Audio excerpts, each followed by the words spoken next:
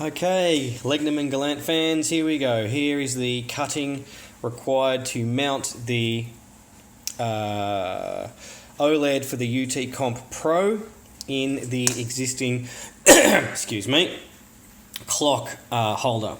So, starting with the outside going to the inside, if we have the actual faceplate here, I cut a small notch there, as you can see, in the faceplate itself. This is not visible. What this allows for is the corner of, focus is really bad here, corner of the circuit board, which you can see I've notched out as well, and the corner of the screen to fit in that little notch like there. That was the only modification required to this.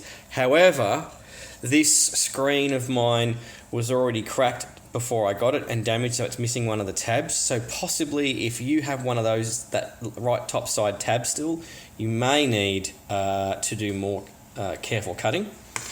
The next layer down is the button cover. I kept this because it means that there's still like a nice blackout over most of the circuit board display once it's mounted. So I cut out this shape here. This was all using a Dremel with one of these little cutting and grinding tools on the end of it. I cut out, you can see exactly where I cut it. And so the reason the other main reason I did this, when I say it's a button cover, that the buttons need to be held down by this little thing here. You could cut it more, but I found this was the right amount. And now for the most important bit, the actual base, or main piece, I guess. So the cuts I made, first of all, up in the corner here, I cut that all out completely, and what you'll see is the cable connector for the screen ends up fitting in there, like so. I ended up cutting it quite high and deep because what you need is, you need the screen, excuse me, let's get some, you need the screen to fit. I'm going to turn this light off because this light is really bugging me. I can find the switch. That's actually better. The screen needs to sit above the bottom plastic because these two components clip out there. You see there's little clips, so you need to make sure that screen is above that the base. And then I made a small cut over here. What's the next? Let's talk about this. Actually, now the light needs to be back on because now it's too dark. Let's see what we can get with the light here.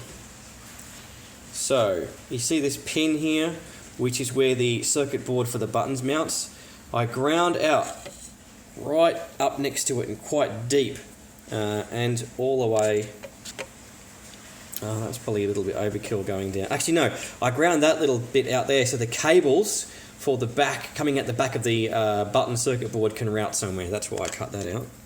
And if I mount the screen in, what you'll see, it's very hard to do this with one hand because this thing keeps tilting. You'll have to excuse the really bad camera work because of that. But if you look, by cutting out, the circuit board for the OLED screen matches right up against that pin, right up against it. Focus is really bad, there we go. And that means that the circuit board for the OLED is actually sitting slightly underneath the circuit board for the buttons. Now I can't show you the buttons mounted here because the buttons are kind of hardwired to the car and they're not on a plug, so that was silly of me. I probably should put them on a plug. Actually, come to think of it. But yeah, with that done, you can leave that LED screen there. You can get this cover piece to go over it and the actual outside cover. So once it's mounted in position in the location that works, what I'm going to do now that I've found that position is glue it in place. So I'll put probably some hot glue. Well, I need it to be non-conductive glue. To hold this screen in place, probably on the back here somewhere. Yeah, not exactly sure yet, but I want it to be nice and firm so it doesn't start flopping around when I'm driving on bumpy roads, etc. But overall, it fits and it looks seamless. You can't even see the screen. You can't tell there's a new OLED screen behind the clock. It's fantastic. I have not yet worked out how to get these letters off. I'm assuming I could just probably scratch them away or hit them with some kind of mild solvent, but I'm going to carefully think about that. In fact, I may even do that after everything else is done and the whole thing's mounted, because I don't want to damage the screen. So I'll just take some time to think about that.